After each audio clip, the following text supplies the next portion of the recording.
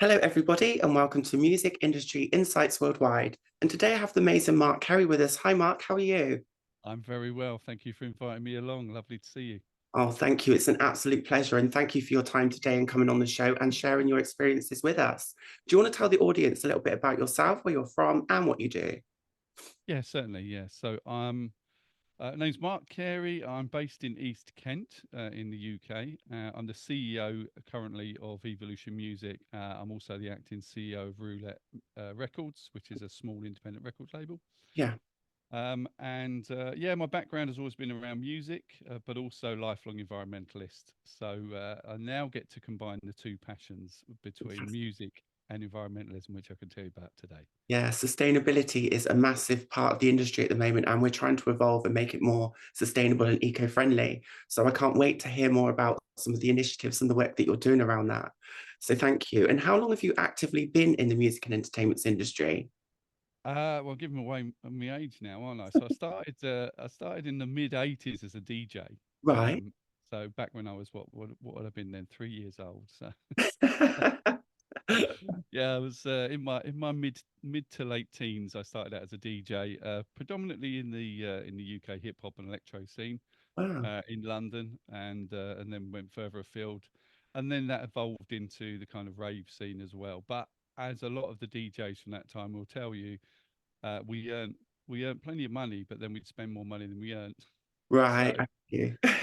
so we had to get a day job, and my day job took me into the world of facilities management and the built environment. So it was Fantastic. an interesting juxtaposition. I've always been involved in music. I've always been a DJ. I've had radio shows. I've been involved in entertainment, and then I've always, up until about 10 years ago, had to have a day job as well. Right. Okay, I get that to supplement your income and make sure you can survive. Exactly. Yeah, you have to That's feed the yourself music sometimes. industry. Yeah, that's the music industry for you. And do you actually Mm. have a musical education, or is it just something you've passionately done? I mean, musical education in the sense that I've always been around music, Yeah. but I'm not musically trained. I wasn't trained into this environment. I was fortunate. My brother and sister, about 10 years older than me, and my sister originally worked in the music industry. Right. So from a very early age, I was exposed to a lot of music that maybe young people of a similar age weren't. So Yeah. that definitely influenced. So that's an education of sorts. I would say so, yeah. So that's really interesting. So you've had quite a few different roles in the industry as well. And do you still do them all now? Are they kind of all ingrained in you? You just kind of do them all? Yeah, I mean, fortunately now I'm able to do what I love, and that Yeah. was a bit of a turning point. I mean, the space I'm in at the moment is a studio, and upstairs there's music stuff going on, so you can hear it going on in the background. So I can't escape it even when we're doing an interview. Um, but yeah, so basically, yeah, it's always been my passion, music, and yeah, about 10 years ago, I'd been working in sustainability and environmentalism in within local authorities, maybe local government work, and I just felt like I'd had enough of the greenwash. I feel I can say that because I was involved, Yes. and I felt like we weren't making the difference we should have been. So I just thought, I'm going to go back to what I love for a while, Yeah. and what I love is music. Good. So that's what I did. I came back, and now, as I say, we kind of combined the two. I've gone back to environmentalism, but in the music industry. So setting up a small independent radio station, an independent record label, Yeah. working with artists and helping to manage them and move them on. That was where I came back in, and I was excited about that, and I still am. Good. That's what I like to hear. So tell us more about your initiatives and some of the things you do around sustainability. Yeah, certainly. As I say, I've always been carried on DJ. My radio show's been running for 20 years now.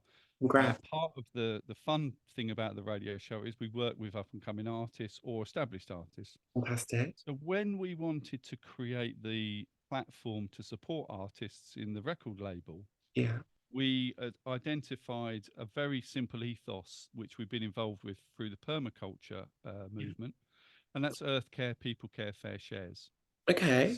So we felt like we were able to do the equitable fair shares piece of that ethical perspective, and the people care, but Yeah. we was really struggling with the earth care piece. Okay. So we set up a small project within our team called the Earth Care Project, Yeah. to identify sustainable options that we believed were meaningful and moved us in the right direction. Yeah. We struggled. We Okay. struggled. And so, because of that, and because of our background in sustainability and R&D and innovation in the past, Yes. we kind of took the approach, Buckminster Fuller approach, well, if you can't find it, create it. Yeah. Yeah. Yeah. And that's where we started. And we realized that plastics are the big offender for Right. us. Yes. For us, remember, Yeah. this is for us, not for the industry at this time. Yeah. Yeah. But, okay, well, this is a big offender for us. Physical media, CDs, dual cases. Obviously, touring and streaming were issues that we were concerned about as well. Yeah. But plastic was the big offender. Could we do something about the toxicity of the supply chain of plastics? Interesting. Turned out we could. Yeah. And so we investigated bioplastics and 5 years of R&D, and Wow. we created the world's first plant-based bioplastic vinyl, well, Fine. vinyl, bio-vinyl LP. Fantastic. What a breakthrough that is. And that saves the environment. And it also means that, do they biodegrade as well then? Does that mean they're kind of safe for the environment and they kind of break down into the environment itself? Yes. So what we wanted to do was identify something that was compostable Yeah. as well, because recycling's great and it's a step in the right direction, Yeah. but we wanted something that'd be compostable as well. So we were looking for something that end of life could be compostable, but was robust enough to withstand the same pressures of pressing traditional PVC.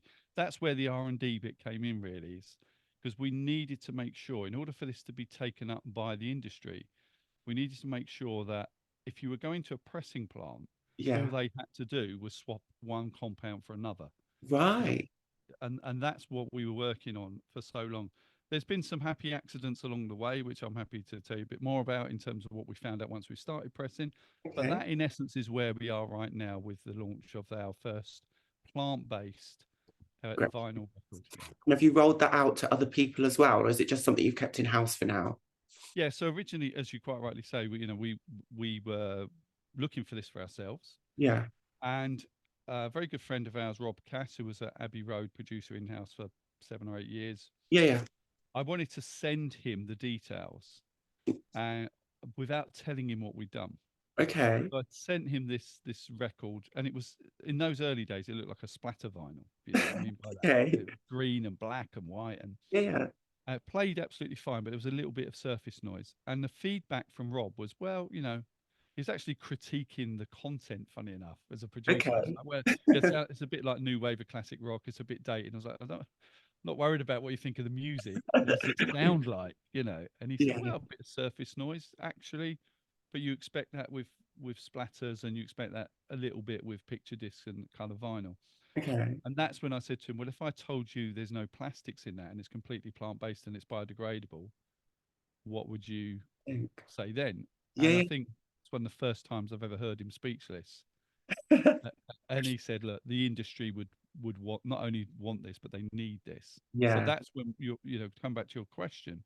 That's when we realized, oh, it's not just us, actually. Yeah. And that's when the train started to run away from us, because it just exploded with the Right. interest. Well, And that was in congratulations and well done. 2022. Sorry, yeah. Yeah, I think that's fantastic. And also, do you kind of look at CDs and other kind of cassettes and things like that too, or is it just focused on vinyl for now?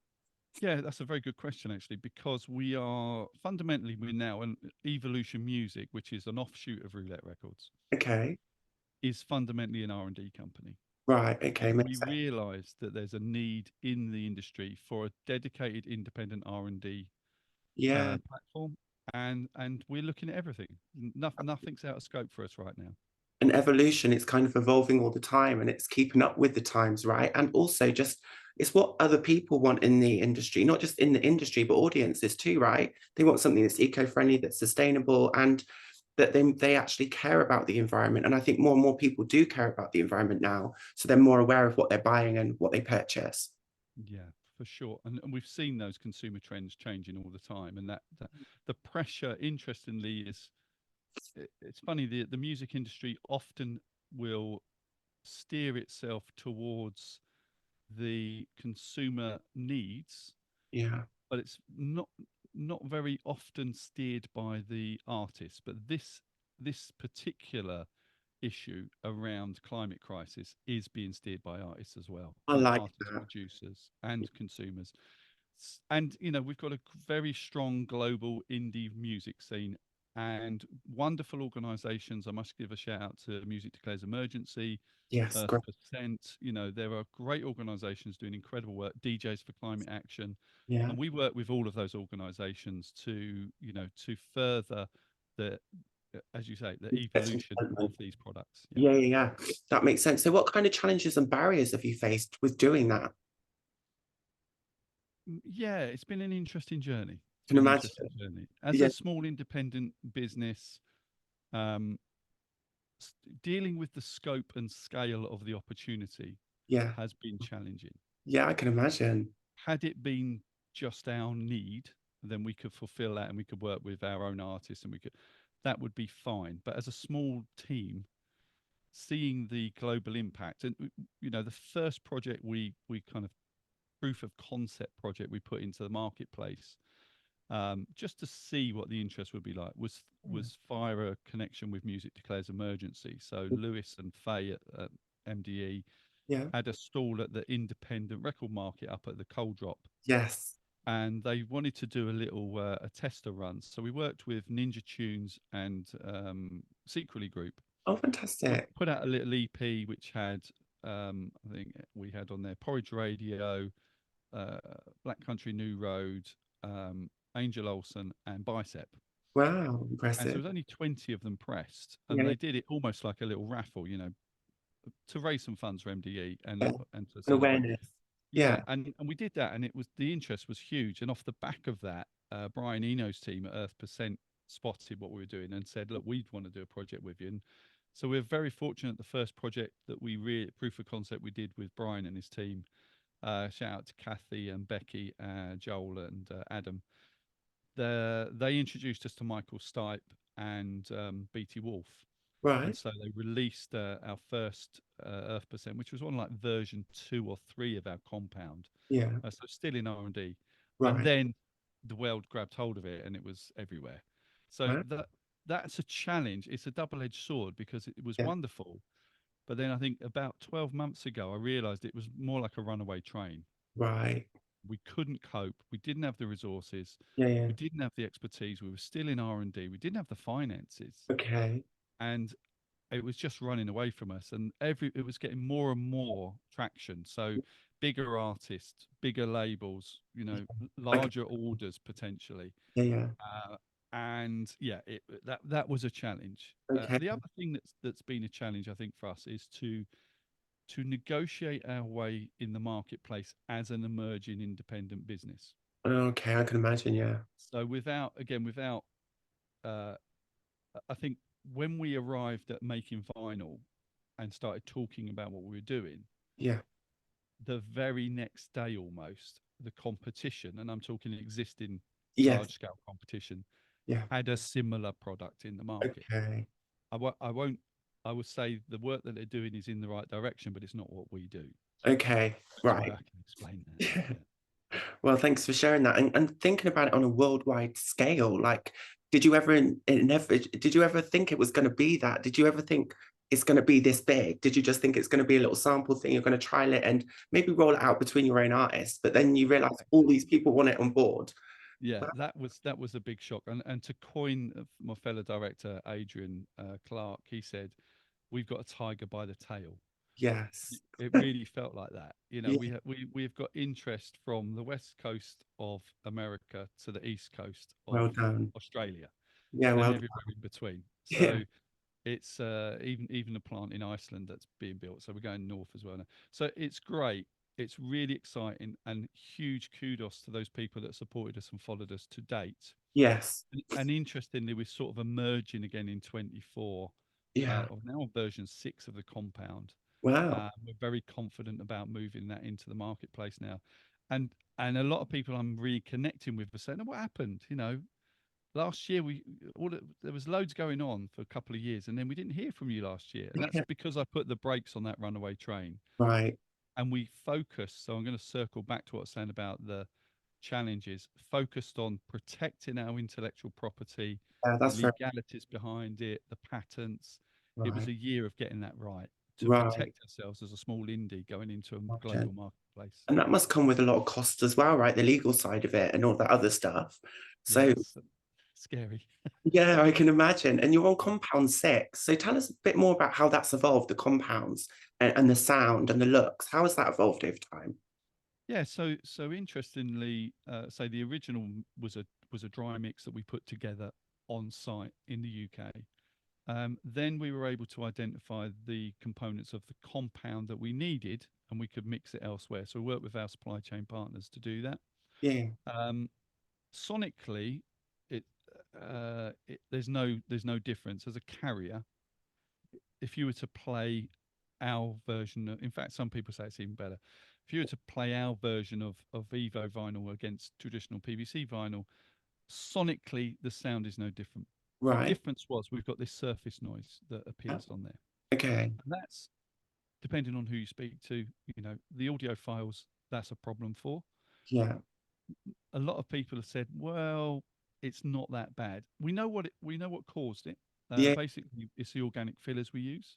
Okay. So what's great is if you're working with synthetic fillers, you can dictate the size of those molecules. Right. You can Interesting. say, I want those to be, 5 microns maximum.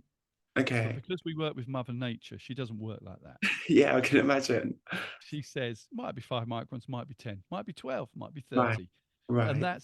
that was the difficulty without moving towards a more prescribed and synthetic route, because obviously we want to maintain the authenticity of the Yeah, product. of So it course. was finding the right organic materials that had the right microscopic um, characteristics Yeah. that would be relevant to reduce that surface noise. And that's what we've been doing. That's each iteration has been about the sound. Now what we're working on is, and these are some of the things we found coincidentally, our product dissipates static, which is a massive bonus. Yeah. We didn't realize it would do that, but it does. Right. Um, it's about 50% quicker for its cycle time on the machines Right. and it uses approximately 30% less energy on the machine Fantastic. if you're Well running done. it through. Yeah, So we yeah. didn't know that. That was just a happy coincidence. Right. So Good. we're now working with the manufacturers, the pressing plants, to prove that fact. Yeah. More runs. There's still a bit of wastage. We've working on recycling that wastage so we can regrind it and reuse it. We've identified that can be done as well, which is Yeah. great. So that's what's been happening, and now we're working with academic partners and some organisations Yeah. to look at the life cycle analysis of the whole product Well to done. identify those gaps that we might have in this go-to-market version 1 Yeah. and say, okay, what can we do better in the future? So it's an ongoing process. And this might be a strange question, Mark, but is it cheaper to produce it that way, or is it a little bit more expensive? So currently, it would be a more expensive compound, Okay. and that's just scales of economy, Okay. and the scaling up of it will be quite quick. And did you find that affected the sales at all, or were people quite happy to pay the extra cost to keep it Yeah, environmentally friendly? I think people generally, the artists and the smaller labels are happy to carry that cost because ultimately it gets passed on to the consumer anyway. Yeah, yeah, So at a consumer level, it's a bit like saying, okay, you can have the latest album from Coldplay, and it's just your normal vinyl, yeah, and it's going to cost you £20. yeah. Or you can have this really cool splatter disc, and it's going to cost you 22 quid. Or Okay, you can have a picture disc, and it's 25 quid. Or you excellent. can have this really cool Evo vinyl. It's going to cost you £21.50. It's that kind of thing. It's in the range of all the other options. Yeah, yeah. And can you So kind of which is it? personalize it as well? Can you personalize it to how you want it, or is there just set designs? Yeah, absolutely. I mean, we've now started working on coloured versions as well. So we've got a Right. full range of coloured variants. That means that we can also start to play around. We can have fun with it now. We can start Yeah, to play around and see if we that can get some sounds splatter cool. effects and stuff. So yeah, and we've got a lot of interest. About I think probably over 600 inquiries that are sitting there waiting to come through the process to get in the marketplace. So it's exciting times. So I think for us the most important thing is that it's been 5 or 6 years of hard graft, Yeah, yeah, but I think this kind of gives hope. A lot of artists, a lot of people that kind of wanting to make a difference. the challenges of the not just the current climate crisis, but the challenges we face every day in the world. Okay, Yes. Yeah. you Yeah. you all know that better than most, and so will some of your listeners. Yeah. It can seem a little bit hopeless, Yes. Yeah. Yeah. but actually, if you start to focus on the things you need, you might find in addressing those challenges and finding those solutions is something up that somebody else needs, and that's what we've done. Yes. Fantastic. Yeah, I like that. So what are your thoughts and feelings at the moment on where the music industry is as a whole in sustainability at the moment? I think they're probably, I'd say the industry as a whole is behind where it should be. Yeah. However, there's a lot of action going on to move it back to to an even kill. Yes. What we do need is, again, it comes back to consumer pressure and artist pressure. We Yeah. need to see more of that, and also we need to have fun with this as well. You know, that's the other thing of having worked in academia and R&D for a number of years. Yeah. It's great, but you've also got to start to have fun with it. So Yeah. that's where creativity comes into its Love own. that. So getting it's okay to go out into the marketplace and say, "Oh, the climate crisis, isn't it bad?" and bonk everyone on the head with it. Yeah. Okay, we get that. Yeah. What can we do about it? What's the good news? What's the exciting stuff? How can we get Exactly. together? Let's Yeah. collaborate. Let's do great things. Let's make a noise about it. And that's what I think the music industry in particular and the creative arts can do particularly well, Yes. is to create that noise in a fun way without having to interrupt everybody's lives and just get them to think about things in a different way. Yeah, not dictate to people either, isn't it? It's more of a choice thing. And the more we educate people on these issues, the more aware they become. And then just those little small things, they'll start to change. You know what I mean? So I think it's a really good Absolutely. thing. And do you get kind of support and funding for all the research and development that you've been doing, or does that come all out of your own pocket? Yeah, I mean, part of it is what we call bootstrapping, where we've used our own funding. Yeah. Quite a substantial amount has come from friendly investment as well. Yeah. And we're just about to embark on a crowdfunding program as well to keep us in that independent space. Oh, fingers So crossed. yeah, it's very much about sort of friendly investment. It's why it takes so long. Yeah, Uh, I can it's imagine. I say 5 years, but of course we did have COVID and lockdown during that period as well, Okay. and we've had to pull the money together to do the tasks. That's not. Yes. Whereas the bigger organisations, if they want to do something, they just go, "Oh, there's the money, get on with it." We had to say, "Well, how do we find the money, then do it?" Right? That's a different matter. Well, I'll leave a description with a link below. So and if anyone wants to donate, feel free to make a donation to that as well. And kind of what would you like to Thank see you. improve in the next couple of years around sustainability and the things that you're doing? Yeah, I think we need, well, two things actually. Yeah. I think we need to see more honesty. Yes. We keep. I'll come back to that point about greenwash. We've had consecutive governments, we've had corporate sectors continuing to say that they're addressing these issues, and they're not, Right. and that's fine. So let's just be honest, shall we? Yeah. We're in a predicament. There is a crisis. So let's stop bullshitting and let's get on with Yeah. finding proper solutions. That's the first thing. Yeah. The Yeah. second thing is stop ploughing money, and I'm talking like directly to government here.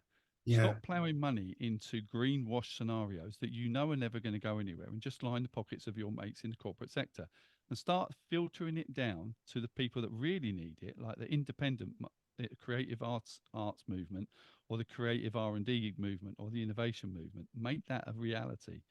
Those are two things we need to see in the future. Let's be honest about where we are and let's fix it, and Yeah. let's find some funding that can trickle down and actually get to the people that need it. And make a difference at the same time. A Yeah. 100%, yeah. I Because love then we that. will make a difference, right? Yeah, exactly. And I think that's what we're all working towards in our own little ways is changing the music industry from a more better, eco-friendly, sustainable, inclusive place to be. And I think we're getting there. Small steps are being made. We might make steps in the right direction, but just not fast enough. I totally agree with you. Yeah. Yeah. Yeah, and I think there's another good point as well is that often we seem to deal with these issues in silos, Yes. and then I think there needs to be more collaboration. Yeah, and sharing that information across. Yeah, I think so too, because I think that's what we're trying to do in the EDI sector is, different cultures and different backgrounds have different challenges and Mm. also bringing research to the table. But if we're not sharing that research, then other people can't learn from it, or they can't, do you know what I mean, be empowered by it or find out more. So I think education is the key, but collaboration is also the key too. So I totally agree with Absolutely. that. Yeah, And I think, and then you start to share resources, as you say, you start to educate people in different ways, and a united front across all areas of, 21st century issues. yeah, We'll call them 21st century issues. They've yeah, been around a while, but yeah, we'll call them that for now. You know, yeah.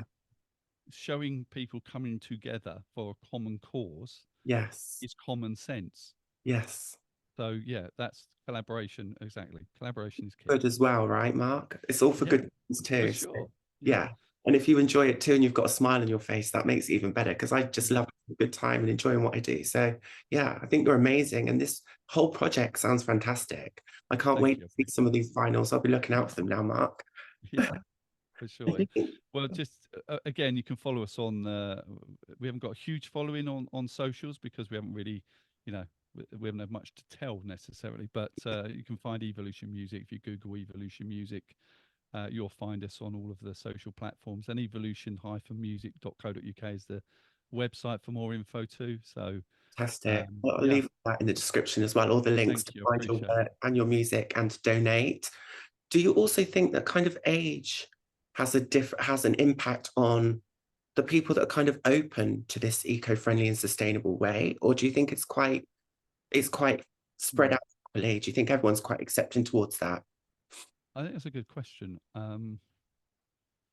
I think generationally Yes.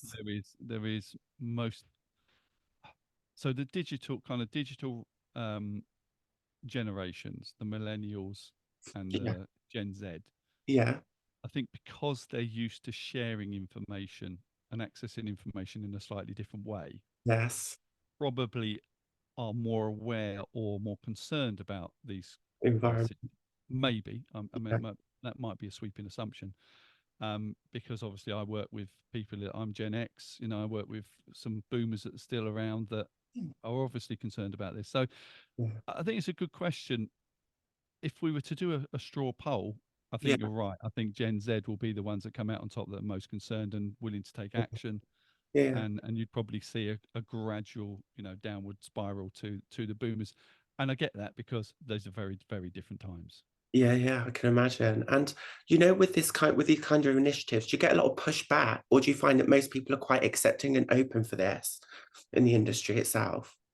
Yeah, I think if we can't come back to you to actually, I've just thought of another barrier to the Yeah. market. So ironically, one of the barriers to the market, and this will answer your question, Yeah. is that people kind of make an assumption about being sustainable and environmentally friendly really is. Yes.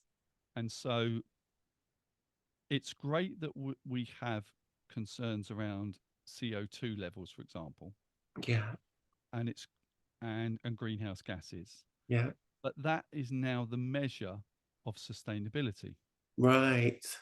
And so sometimes those are barriers we come up against. And Yeah. that and this is why I think a lot of innovation and R&D gets stuck Yeah. in Int- R&D in academia and never commercializes, Yeah. because the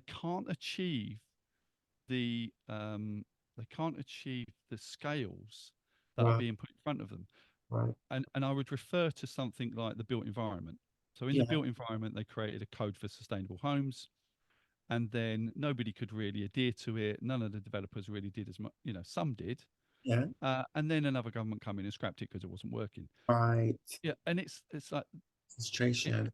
if you were being conspiratorial about it, Yeah. you might say these things are put there just to put you off track and give you unachievable goals. Yes. So I think to answer that question, the pushback often ironically comes from those people that share our ethos, Yes. in a kind of like, well, this is how you're measuring your sustainability. This is how I measure sustainability, and the two things aren't matching yet. Yeah. Yeah. Yeah. Well, well, then you need a broader understanding of what sustainability really I think means. that makes sense as well because you can also there's lots of different ways of measuring sustainability, and why is it always the CO2 factor of it rather than, okay, we use glass, we use plastics, the electricity that we use, there's lots of Mm. different things, even the food that we eat, like meat, right? They all have an impact on the environment. So I know when I was a part of the Key Change program, all of the food was vegan. All of the food, whether we wanted it or not, it was Mhm. all vegan, and that was to protect the environment, but also to keep down the carbon emissions, Mhm. because that also has an impact on that, right? Yeah, for sure. Yeah, Yeah, so I think, I'm not dismissing the fact that we need to measure in some way. I'm not, yeah, absolutely, of course we do. yeah, But it's in the same way that there are arguments around, well, if you were to measure the carbon footprint of a Tesla yeah, versus a Hummer, yeah, the yeah, Hummer wins. yeah. But you and I know that Hummer's not more sustainable than a Tesla, right? Well, That's that. Oh no, yeah. The in Hummers the are same, massive. They're like a big truck, aren't they? They're like a little right? army truck. Yeah, but because of the way the materials are sourced, it's manufactured and shipped, and typically to a specific reason, their carbon footprint is lower. So these are the kind of, now, I'm kind of heading into the world of urban myths here, but I'm just using that to say, in a facetious kind of way, Um, you know, one size does not fit all. yeah, So we need other ways to measure meaningful, sustainable steps towards a collaborative yes. solution for this current crisis. Oh, that sounds good. So what kind of steps would you want to see if there were I, some? I think, I think, I think. Do you know what things? Interestingly, I mean, it's great that podcasts like this exist. Okay, so that's one thing. Talking about this, sharing, educating, Yeah, talking amongst people and trying to get people to understand things. But then simple steps that yeah, you can take. yeah. I think I wouldn't class myself as a vegetarian, but I don't eat a lot of meat.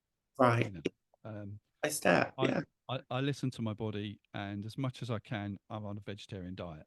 yeah, But sometimes I think there's not something not quite right about me. I need to just eat something, right? yeah, yeah, yeah. Now, so that's my pattern. That's what I decide to do.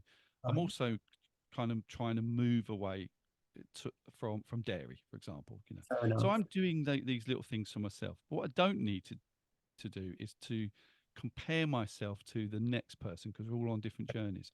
That's And I true. think that's the other thing that people forget to do. Yeah, Oh, also, I'm going to be a vegetarian now. Okay, so that means you're never going to have a bacon sandwich again in your life. Okay, yeah, that's not true. You're going to sneak one in at some point, yeah, unless you're really vehement about. So, and I'm being kind of facetious, but that's the point. Don't beat yourself up about it. There's enough guilt trips in the world. yeah, yeah, I totally agree. Go down a path that you feel like you can make a Constant. difference for Yeah, yourself, that you're comfortable with. yeah, And do you know what? Those things will snowball. And before long, you are doing the things you want, and you are inspiring people to do things around you as well. So that would be the thing. If someone's listening to us today chatting and thinking, I want to know a little bit more about environmentalism, or what's this about plastic being so toxic? Because we always talk about plastic as end of life. yeah. Check out the supply chain. Okay. Oh, we'll be Look doing at the that as well. supply chain of PVC, Yeah, and in particular, the gentleman by the name of Kyle Devine, who's a professor at Oslo University, wrote a brilliant book called Decomposed, yeah. which really illustrates the sort of underbelly of Wow. these toxic supply chains that are in the music industry. Right. And what they do to the So environment. and that's the sort of thing. If someone's listening today, have a read of that book. Educate yourself a bit on some of a different perspective, a different viewpoint. I love that. And we're running out of time. We've got 5 minutes left, Mark. So is God, there any wins or major successes that you would like to share with the listeners, and anywhere that they can find you? I will leave all of that in the description below, but I know we've mentioned some of them already. sure, yeah. I mean, in terms of wins, I sort of pinch myself every day, because the people I work with, some of my creative heroes, Yes. I get to meet and work with. Oh, lovely. And I sort of pinch myself every day, because they are. I mean, Brian Eno is one. I mean, I don't work with him directly, but I was at an event just recently, and I hadn't had a chance to sort of thank him for actually one to one, and I saw that he was on his own at this event. I went over and I said, Brian, I just want to say, Thank you. obviously we've done 2 or 3 projects with you, but Yeah. thank you, mate. Thank you so much for what you do. It's That's, brilliant, the work you're doing with Earth% and the differences you make. I just want, personally, and he, his reference to that, I'm sure he won't mind me kind of quoting this, was, I can't think of a better way of us to distribute our money.